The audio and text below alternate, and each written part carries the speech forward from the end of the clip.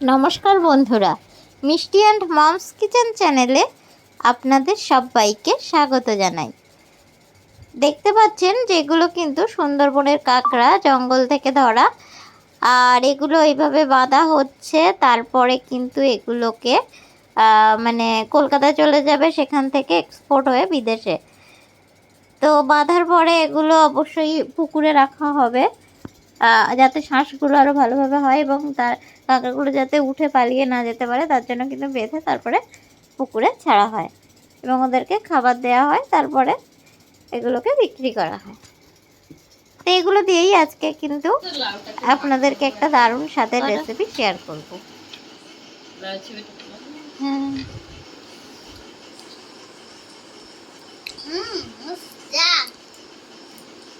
that is your diya.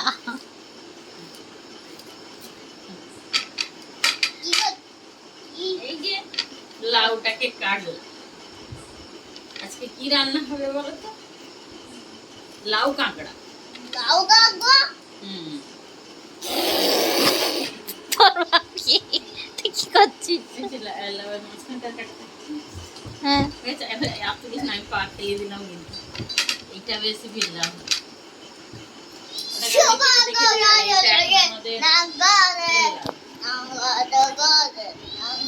তুই কি করছিস লিমন? এই দেখ দিয়া, দেখ লাউ কাটতে বসেছে। লাউ? হ্যাঁ, কি রান্না হবে? দিয়াকে দিয়েছে করতে। কি রান্না হবে? বল রান্না কর। লাউ আর কাঁকড়া রান্না করছে রে, ঘরের মধ্যে এসে লাউ কাটছে তোর দিয়া, বুঝতে পেরেছিস তো? খোসাগুলো ভাজা করবি লিমন? খোসাগুলো ভাজা করবি? আমি পারবো না। লাউর খোসাটা খুব নরম, এটা ভাজা খাওয়া হবে, বুঝতে পেরেছো? একদম কচি লাউ। কে খাবে? এই আমরা খাবো। তোমরা খাবে? আহা আহা, আহা, লিমন খাবে? লিমন খাবে নাকি? ও লিমন না খাবে না? ওকে, ঠিক আছে, খেতে হবে না।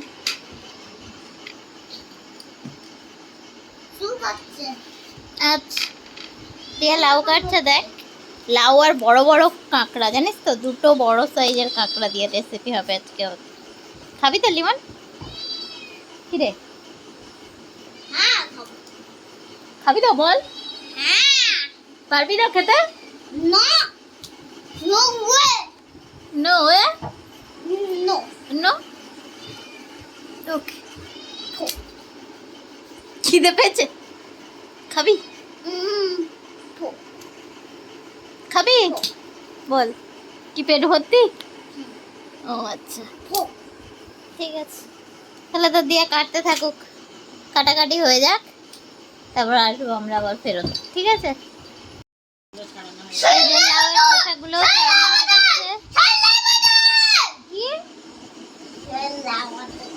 এই দেখ, হচ্ছে দেখুন, লাউয়ের খোসাগুলো কিন্তু সুন্দর করে মানে ছাড়িয়ে নেওয়া হয়েছে, আর এগুলো মানে খোসা থেকে মানে লাউগুলোও ছাড়িয়ে নেওয়া হয়েছে। তো লাউগুলোকে পিস করে নেওয়া হবে, আর খোসাগুলো দিয়ে আমরা একটা রেসিপি বাড়িতে বানিয়ে নেব, কারণ লাউয়ের খোসা ভাজার রেসিপি আপনাদের সাথে আগে শেয়ার করে দেওয়া হয়ে গিয়েছে। এই যে দুটো বড় বড় সাইজের কাঁকড়া কিন্তু নিয়ে নেওয়া হয়েছে, এগুলোকে এবার পরিষ্কার করে কেটে নেওয়া হবে।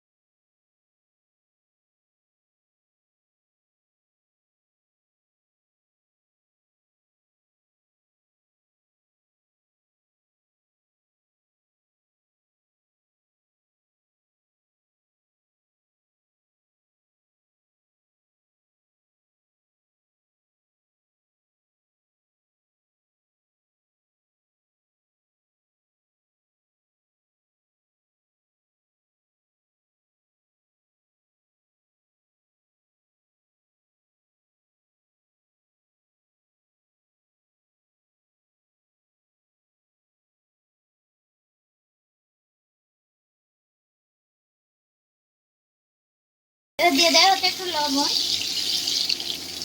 সামান্য একটু হলুদ গুঁড়ো। এটা দিয়ে এবার একটু ফ্রাই করে নিতে হবে। আলুগুলো ভাজা হয়ে গিয়েছে, এবার একটা প্লেটে তুলে নেওয়া হচ্ছে।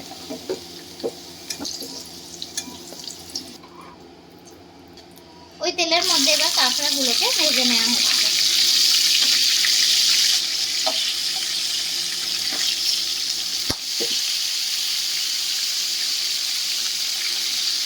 লবণ হলুদ দিয়ে মাখানো ছিল, এবার কাঁকড়াগুলোকে ভেজে নেওয়া হবে। সমস্ত কাঁকড়াটাই আস্তে আস্তে দিয়ে দেওয়া হচ্ছে।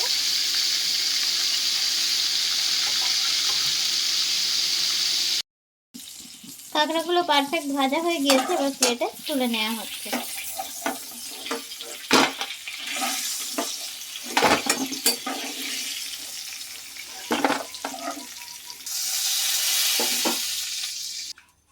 ওই তেলের মধ্যে এবার দিয়ে দেওয়া হচ্ছে 5 ফোড়ন। হালকা হাতে নেড়ে দিয়ে দেওয়া হবে পেঁয়াজ কুচি।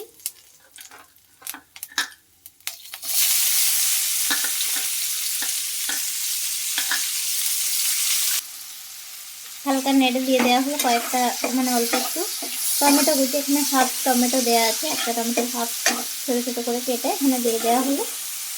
এগুলোকে একসাথে ফ্রাই করে নিয়ে একটু এবার দিয়ে দেওয়া হচ্ছে কেটে রাখা কাঁচা লঙ্কা।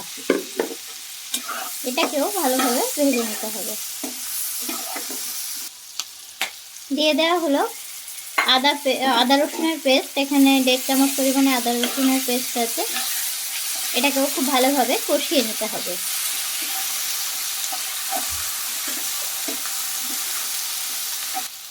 দিয়ে দেওয়া হচ্ছে পরিমাণ মতন লবণ।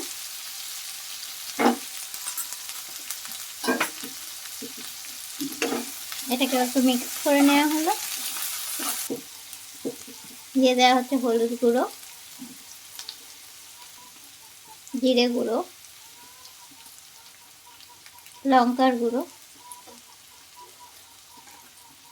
এবার এগুলোকে সামান্য একটু জল দিয়ে কষিয়ে নেব। দিয়ে দেওয়া হচ্ছে সামান্য একটু জল। এবার মশলাটাকে পারফেক্ট কষিয়ে নিতে হবে। এবারে দিয়ে দেওয়া হচ্ছে ভেজে রাখা আলু।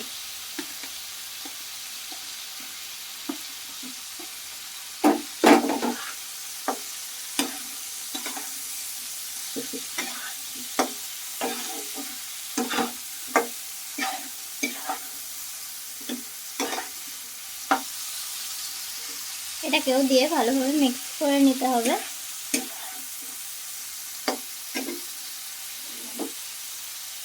দিয়ে দেওয়া হচ্ছে কেটে রাখা লাউ। এটাকে কিন্তু ডুমো ডুমো করে কেটে নেওয়া হয়েছে, আর এটাকে দিয়েও একটু কিন্তু কষিয়ে নিতে হবে।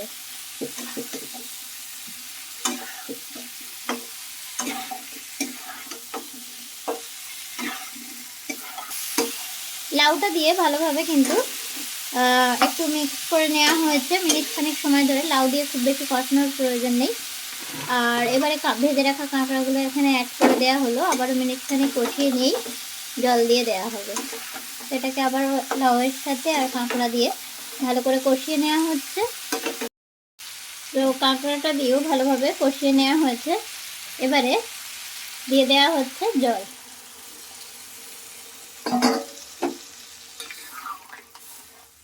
যে যেমন ঝোল খাবেন সেই অনুযায়ী জলটা এখানে অ্যাড করে দেওয়া হলো। এবার এটাকে কিন্তু 5 মিনিটের জন্য লো ফ্লেমে ঢাকা দিয়ে রাখতে হবে। 5 থেকে 7 মিনিটের জন্য লাউটা সেদ্ধ হওয়া অবধি। ফুটতে শুরু করেছে, আর এবারে ঢাকা দিয়ে দেওয়া হচ্ছে। আর ভালোভাবে ফুটে গেলে এটাকে লো ফ্লেমে 5 থেকে 7 মিনিট ঢাকা দিয়ে রাখতে হবে, মানে যাতে লাউটা সেদ্ধ হয়ে আসে। 7 মিনিট পর ফিরে এসেছি। দেখুন অনেকটাই কিন্তু ঝোল কমে এসেছে, আর লাউটাও সেদ্ধ হয়ে এসেছে, লাউ কাঁকড়া সবই। তো এবারে আমি দিয়ে দিচ্ছি একটু চিনি। আপনারা যেমন চিনি খাবেন সেই অনুযায়ী এখানে অ্যাড করবেন, আর আপনারা অপছন্দ হলে স্কিপও করতে পারেন।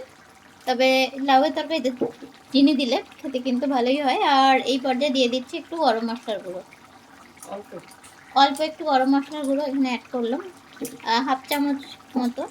তো এটাকে দিয়েও হালকা হাতে একটু মিক্সড করে ফুটিয়ে নিলেই রেডি হয়ে যাবে আজকে কাঁকড়া দিয়ে লাউয়ের অসাধারণ স্বাদের এই তরকারিটা। গরম গরম ভাতের সাথে এটা কিন্তু খুবই ভালো লাগে খেতে। তো অবশ্যই এটা আপনারা বাড়িতে ট্রাই করবেন আর আমাকে জানাবেন কেমন লাগলো। তরকারিটা একদম রেডি হয়ে গেছে এবং গ্যাসটা অফ করে দিয়েছি। এবারে এটা আমি সার্ভিং প্লেটে সার্ভ করে দেবো। রেসিপিটা ভালো লাগলে অবশ্যই সাবস্ক্রাইব করে নেবেন আর ভালো থাকবেন, সুস্থ থাকবেন। আবার দেখা হবে নতুন কোনো রেসিপি নিয়ে।